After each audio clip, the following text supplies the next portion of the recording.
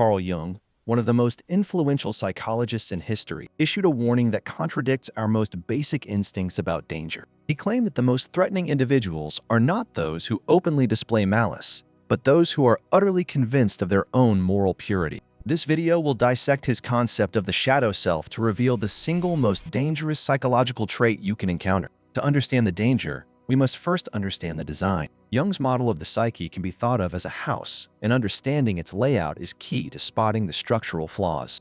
The entire concept of this dangerous sign rests on a simple yet profound distinction between two parts of our personality. What if the you that you present to the world is only a fraction of the whole story? We all wear a mask, a persona. This isn't inherently bad. It's the social face we need to function. But what happens in the rooms we keep locked? Think about the last time you felt jealous, or spiteful, or envious. Did you express it, or did you hide it away? The persona is the curated image. The shadow, its necessary counterpart, is the repository for everything that doesn't fit that image. Our pettiness, our raw aggression, our hidden prejudices. So, if the persona is the tidy, presentable living room of your psyche, the shadow is the basement, where we store the messy, uncomfortable, and often forgotten parts of ourselves. Jung's critical insight was that this basement doesn't empty itself. The more we ignore it, the more it fills up, and the more pressure builds. This sets the stage for our central problem. What happens when someone not only ignores the basement, but denies its very existence? So, with this architecture in mind, what is the ultimate system failure that leads to the dangerous behavior Jung warned about? A denied shadow doesn't just vanish. It seeks expression, but it does so in a way that preserves the illusion. It projects itself outward. This is the engine of the danger. It's not the darkness itself, but the ingenious, invisible mechanism used to expel it. We now arrive at the core psychological process: projection. Think of projection like a movie projector. The film reel, the person's own denied flaws, is inside the machine, but the image is cast onto the external screen of other people. A person who has repressed their own capacity for deceit will not see it in themselves. Instead, they will perceive deceit in everyone around them with unwavering certainty. This creates what can only be described as a reality distortion field. So, the denied shadow projects itself, creating a false reality. But what is the ultimate observable symptom of this entire dysfunctional process? This brings us to the culmination of Jung's warning, the single most dangerous sign that this mechanism is active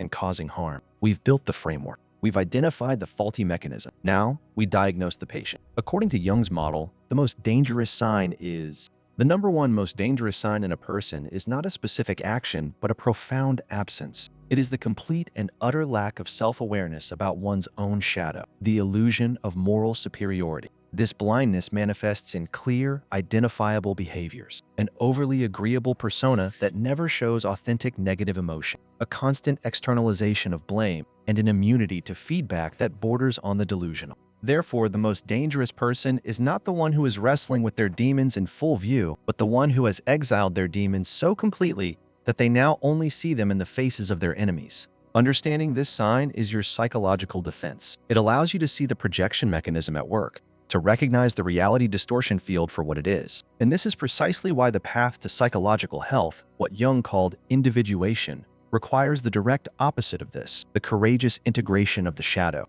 This reveals the ultimate purpose of this knowledge, not for judgment, but for self-protection and, more importantly, for self-discovery. Carl Jung's warning, therefore, is not about fearing others, but about the paramount importance of self-honesty. The greatest danger lies in the unexplored territory within ourselves, and the path to safety is through conscious integration, not unconscious denial. I'm interested to know if this framework resonates with your experiences. Share your perspective in the comments below. If you found this breakdown valuable, subscribe for more content that makes complex psychological concepts accessible and practical. Carl Jung's warning lands hardest when you realize you have already met the carrier of the trait. Recall the coworker who never raises his voice, never misses a deadline, never forgets a birthday, yet somehow every team he joins dissolves into whispered grievances. Recall the friend who offers to help you move, listens to your breakup story twice, donates to 3 charities, then casually remarks that most people are simply too selfish to be trusted. Recall the partner who, after an evening of perfect affection, explains that every past relationship failed because the other person was unstable. In each case, you left the interaction with a haze of guilt you could not name, as though you had been tried and sentenced for crimes you never committed. That disorientation is the fingerprint of the shadow at work, smeared across the walls of someone else's pristine house. The mechanism is so reliable that you can set your watch by it. First, the persona hardens into porcelain. No irritation, no hesitation, no visible flaw. Second, the basement door is barricaded. Every trait that might crack the porcelain, anger, envy, lust, pettiness, is declared non-existent. Third, the pressure valve opens outward. Those same traits are detected everywhere except in the mirror. Fourth, the projector hums so loudly that conversation becomes impossible. You find yourself defending positions you do not hold, apologizing for feelings you do not feel, admitting to shortcomings that sound abstract because they belong to someone else's inner real. The more you protest, the more the projector brightens the image. See how defensive you are? That proves your guilt. By the time you walk away, the screen is blank again, wiped clean for the next audience, and only the smell of hot celluloid lingers in the air. Why is this more dangerous than open cruelty? Because visible cruelty triggers defenses. It mobilizes friends, lawyers, boundaries, exit plans. A blatant tyrant is a known quantity. History books, courts, and therapists have protocols for him. But the one who believes his own spotlessness bypasses every alarm. He is welcomed into committees,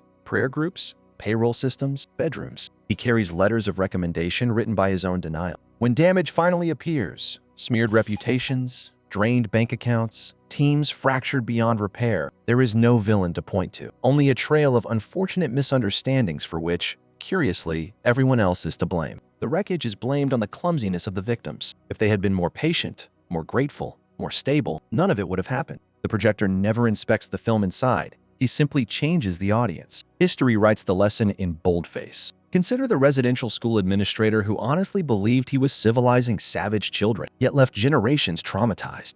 Consider the revolutionary who executed enemies of the people in the name of universal brotherhood. Consider the quiet neighbor who later testifies that informing on Jewish families was an act of civic duty. None of these actors woke up plotting evil. They woke up convinced they were good. The shadow, unacknowledged, does not merely spoil private relationships, it scales. It signs laws, fires rifles, fills mass graves, all while humming the soothing lullaby of its own innocence. Jung's lifelong study of mythology taught him that every archetype carries a light and a dark pole. When the ego claims only the light, the dark pole does not vanish.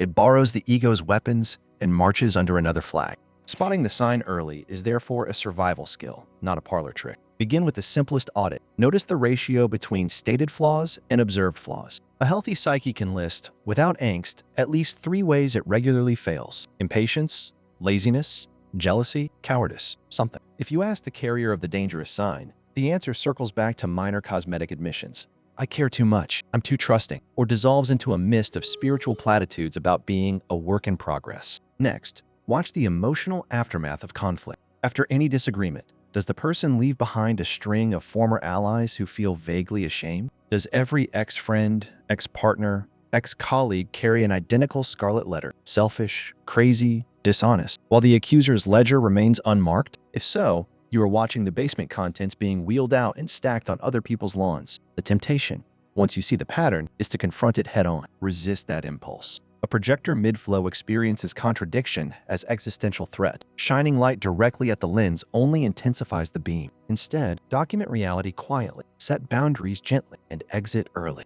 The only person obligated to excavate that basement is the homeowner. You cannot do the digging for him without being buried under the rubble yourself. Your task is to preserve your own perception, to keep your own basement map updated, to refuse the script handed to you. When you feel the haze of guilt descending, ask yourself, did I actually do the thing described, or am I being handed someone else's disowned film reel? Naming the mechanism is often enough to dissolve half its power. The other half dissolves with distance. Distance, however, is only the first step. Jung's entire psychology points beyond defense toward integration, a process he named individuation. Integration does not mean indulging every dark impulse. It means dragging the reels into the editing room, splicing the frames, owning the footage. If you notice you are quick to call others selfish, sit down and calculate the last time you took without giving. If you rage against incompetent drivers, study the mornings you yourself rolled through. Stop signs lost in thought. The goal is not self-flagellation, but accurate inventory. To replace moral absolutes with measured percentages.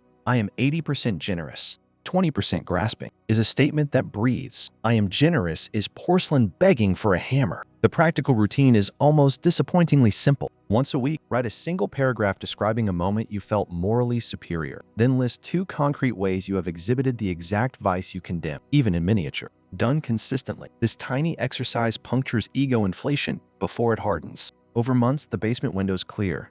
You begin to smell your own decay before others do, and the pressure equalizes. Strangely, the more you acknowledge your shadow, the less it leaks sideways. Colleagues stop tiptoeing, partners stop apologizing for breathing, friendships stop ending in mysterious explosions that you attribute to their issues. You lose the glowing halo, yes, but you gain traction on solid ground. There is a deeper reward, one Jung hinted at but rarely advertised. When you have met your own envy, your own wish to dominate, your own taste for cruelty in small doses, you develop an unexpected compassion for the same traits in others. Not permissive indulgence, but precise recognition. You can spot the projector without hysteria because you have watched your own internal cinema. You can say, there goes my own potential for deceit wearing someone else's face. And the observation feels like biology, not theology. That calibration protects you from both naivete and cynicism. The world gains texture, people gain depth, and danger loses its camouflage. So the next time you meet the agreeable saint who never gets angry yet leaves a wake of bewildered casualties, remember the architecture.